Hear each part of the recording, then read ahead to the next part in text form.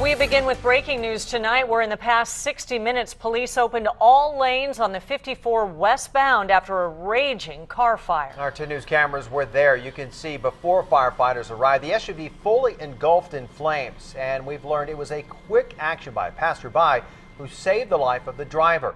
It happened just before the Highland exit on the 54 east of the 805. That's where we find 10 News reporter Dan Haggerty, where he spoke to the driver and his rescuer. Dan. Steve, they just towed the SUV out of here. They just got the flares off of the road. And when we talked to the driver, if you can't tell by the interview, this guy seems pretty happy to be alive.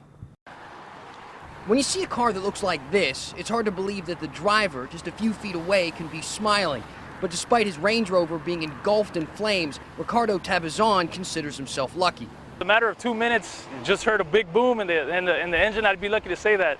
This guy saved my life, and I owe a big thanks to this guy. A good Samaritan pulled over after watching Tavazon pull off the 54. Then he got him out just minutes before the SUV exploded. And I told him, "What's going on, man?" And he was like, "I don't know, it's just not accelerating." And I told him, "Get out, it's burning." He immediately told me to get the car because there was flames coming out, and that was the best thing to do, was just get out and run. Tavazon said he just had some routine maintenance done and has never had a major problem with the car until now. Hopefully, I can thank this guy, and at least a dinner wouldn't do us bad. I'm just glad he's okay.